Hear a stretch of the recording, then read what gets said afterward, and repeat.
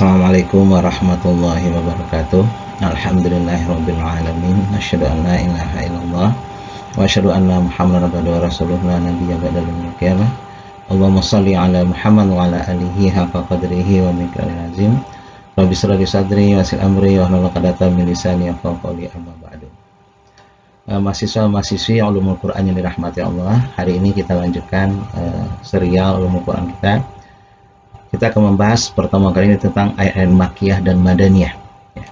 Mungkin dari segi tulisan dan penamaan kita sudah bisa menebak ya, yaitu ayat-ayat yang turun di Mekah dan yang turun di Madinah. Dan apa karakteristik dari ayat tersebut, bagaimana cara kita mengetahuinya, dan apa fungsi kita belajar tentang hal ini. Menurut ulama, ada 3 aspek yang dikaji di sini ya. Pertama, Makkiyah dan Madaniyah itu dibagi berdasarkan masa turun. Surat atau ayat yang diturunkan sebelum hijrah dari Mekah ke Madinah, walaupun turunnya ayat tersebut bukan di Mekah dan sekitarnya. Artinya turunnya nanti mungkin di luar kota Mekah ya, di luar kota Mekah. Itu tetap dianggap nanti ayat Makkiyah. Sedangkan Madaniyah yang diturunkan setelah hijrah, walaupun turunnya bukan di Madinah dan sekitarnya. Contohnya Al-Maidah ayat 3 ya. Itu turunnya di Mekah itu, karena itu adalah penutup daripada ayat terakhir turun dalam Al-Quran. Al-yawma akmaltu lakum dinakum wa atmamtu alaikum, dan itu turun sewaktu haji wada Rasulullah. Jadi turunnya di Mekah. Tapi menurut ulama, karena kita jadikan waktu menjadi sandaran dalam menurun Quran ini, berarti dia tergolong Madaniyah walaupun turunnya di kota Mekah. Yang pertama menurut para ulama. Yang kedua, berdasarkan tempat turun, yang tidak berdasarkan waktu. Yang diturunkan di Mekah ya sekitar Mekah ya, misalnya Mina, Arafah, Hudaybiyah ketika Rasulullah haji wada, itu disebut Makkiyah walaupun turunnya waktu setelah hijrah itu, karena Rasulullah pas haji wada turunlah beberapa ayat gitu. Dan ini turunkan di Madinah dan sekitarnya, Uhud dan Kuba, itu disebut Madaniyah walaupun turunnya sebelum hijrah itu dari segi tempat turunnya.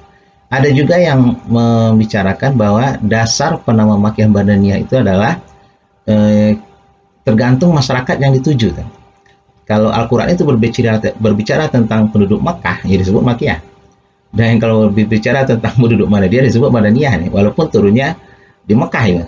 Walaupun turunnya di Madinah, tapi berbicara tentang ayat-ayat orang-orang Makkah, berarti itu ceritanya adalah ayat Makkiyah. Nah, dari kategori yang 3 ini, yang terkuat menurut ulama adalah yang pertama ya, artinya sesuai dengan waktu sebelum Rasulullah hijrah, itu namanya Makkiyah. Cuma nanti karakteristik ayat ini berbeda dengan ayat yang turun di Madaniyah. Kalau di Makkah itu nanti belum ada berbau syariah ya, baru penguatan akidah. Nah, Rasulullah karena baru memperkenalkan Islam kepada orang-orang Mekah, mereka baru meninggalkan jahiliyah yang penuh dengan kesyirikan, nyembah berhala ya. Jadi Rasulullah kuatkan dulu dengan akidah yang kuat. Nah, setelah Madinah barulah mulai nanti syariat tentang puasa, ya, tentang zakat. Kalau sholat kan sudah di Mekah ya. Dan jenayah-jenayah yang lain Allah wajibkan tentang kisos, berperang, ya, pembagian harta rampasan perang. Nah, itu nanti berbicara nanti setelah akidah mereka kuat. Nah, jangan salah sangka juga bahwa kita gunakan lagi kategorisasi Makkah Madinah sekarang nggak bisa lagi ya, sebab ada aliran sesat di Indonesia seperti NII ya, Negara Islam Indonesia. Dia mengatakan sekarang kita periode Mekah itu, jadi belum boleh sholat, boleh kita tidak sholat, boleh tidak puasa gitu. Nanti kalau sudah berdiri Negara Islam Indonesia, baru kita periode Madinah gitu. Itu nggak berlaku lagi kategorisasi seperti itu. Itu adalah aliran sesat aja.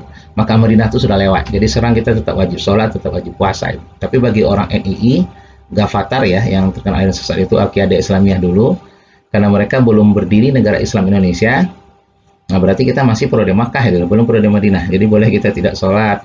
Bahkan orang-orang tersebut masih mabuk ya, sebab kata dia ayat yang melarang kita minuman keras itu turunnya di Madinah itu. Nantilah setelah Indonesia, Negara Islam Indonesia merdeka. Entah kapan merdeka juga nggak tahu ya. Akhirnya kita nggak sholat itu.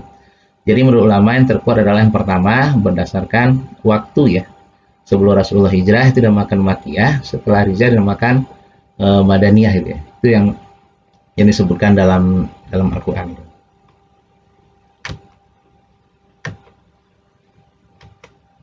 Cara mengetahui Makkiyah dan Madaniyah ya tentu dengan riwayat sahabatnya. Jadi sahabat Nabi itu kan semuanya ada sekretaris Rasulullah ya. Ada Muawiyah bin Abi Sufyan, Ubay bin Ka'ab, bin Zaid bin Sabit gitu. Nah, itu mereka akan menjelaskan bahwa ini turun nanti turun adalah Madaniyah. Itu dari riwayat Ibnu Abbas ya, saudara Rasulullah yang menjadi ahli tafsir zaman sahabat. Mereka nanti ini nggak bisa kita karang-karang. Ya, bahkan kitab tafsir yang terbagus menjelaskan ini adalah kitabnya Tafsir Durrul Mansur karang Imam Suyuti ya, itu menjelaskan semuanya berdasarkan sahabat. Yang kedua, kita bisa melihat dari karakteristik nanti ayat tersebut yang kita jelaskan nanti. Jadi gunanya kita mengetahui Makkah Madinah ini sebenarnya untuk membedakan saja ya, tapi tidak digunakan lagi untuk masa sekarang. Artinya kita tetap berdakwah, tetap kita wajibkan sholat, walaupun mereka baru mengenal Islam, wajib gitu. Gak apa-apa lah kita anggap aja Pro Mekah 13 tahun, dia kan baru mu'alaf, nggak bisa lagi digunakan kategori seperti itu. Nah, karakteristik ayat Makkiyah dalam Al-Quran terdapat 86 surat ya, dari 114 surat. Biasanya ada ayat sejadahnya ada itu. Ya, biasanya 14 surat yang disebutkan ayat sajadahnya. Setelah ada kata-kata kala ya, 35 kali dalam 15 surat ya. Kala saufa ta'lamun, summa kala saufa ta'lamun. Itu biasanya dikenal sebagai ciri-ciri ayat-ayat Makkiyah. Ada ayat ya ayuhan nas, sebuah himbauan ke seluruh manusia. Nanti kalau ya lazina amanu biasanya berkaitan nanti dengan orang-orang sudah imannya kuat yaitu di Madinah. Ada kisah Nabi dan umat sebelumnya. Ingat bahwa Al-Quran itu berisi kisah ya. Para nabi hampir 70% berisi tentang cerita kenabian supaya kita tidak terulang lagi sejarah seperti itu. Mungkin sekarang lagi hangat tentang Habib Rizik ya, mungkin pernah jadi juga antara Nabi Musa dulu dengan pemimpin zaman itu misalnya ya. Itu terulang lagi cerah seperti itu. Nah, setiap surat dimulai dengan huruf hijaiyah. Kaf ha ya ain shad, surat Maryam. Alif lam mim, alif lam ra, itu biasanya ayat-ayat nanti yang berbeda ya yang turunnya. Yang keenam berisi tentang akidah dan tauhid. Nah, ini termasuk nanti yang kecuali ya tadi itu adalah Al-Baqarah dan Ali Imran ya. Sedangkan yang 6 berisi nanti akidah dan tauhid, penguatan akidah dan tauhid nanti kuat sekali ya. Dan sebab masih baru mengenal istilahnya Islam ya, baru keluar dari jahiliyah. Nah, itu biasanya. Sedangkan yang Madaniyah hanya tersisa 28 surat ya, tapi panjang-panjang. Biasanya ada ayat ya ayyuhallazina amanu. Ayyuhallazina amanu itu biasanya kalau di suratnya itu ada ayat itu biasanya di Madaniyah.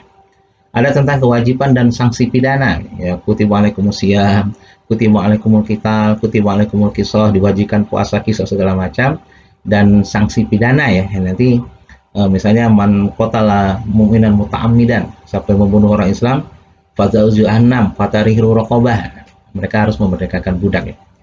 Disebutkan tentang kaum munafik ya, sebab munafik belum muncul di Makkah pada saat itu, munculnya di Madinah ya. Yang ketua maktum ya, kecuali surah Al-Ankabut. Ada perdebatan tentang Yahudi dan Nasrani, sebab di Madinah Rasulullah sudah bergaul dengan Yahudi dan Nasrani. Kalau di Makkah kan hanya menghadapi kafir Quraisy. Kalau orang-orang Yahudi itu dari awal mereka sudah berada di Madinah ya, di Khaybar dan Yasrib. Dan orang Nasrani Bani Najran, jadi sering berdebat dengan Rasulullah tentang mereka itu. Yang kelima ayat tentang ibadah, muamalah, aturan keluarga, warisan, jihad, hubungan sosial, ya. Hukum negara, damai dan perang. Itu biasanya sudah mulai ketika Madinah karena sudah menjadi negara Islam Madinah. Rasulullah adalah presiden negara Islam Madinah. Beliau bekerjasama dengan Yahudi, bekerjasama dengan Nasrani dalam mengelola Madinah. Tapi dalam masalah akidah tetap mereka dianggap kafir ya, tidak sesuai dengan Islam. Biasanya ayatnya panjang-panjang dan bergaya prosa ya, panjang-panjang ayatnya tersebut. Nah, ini salah satu hikmah kita belajar tentang Makkiyah Madaniyah. Jadi kita simpulkan lagi bahwa fungsi kita belajar tentang Makkiyah dan Madaniyah supaya kita tahu bahwa ayat-ayat Al-Quran di awal Islam datang itu membedakan ya tentang karakteristik yang orang yang dipanggil. Karena mereka baru keluar dari jahiliyah, baru kenal Islam, menyembah patung yang kelihatan, lalu pindah kepada menyembah sesuatu yang tidak kelihatan ya. Ini kan berat ya, makanya penguatan akidah dulu. Surat-surat pendek itu ya, supaya akidahnya kuat.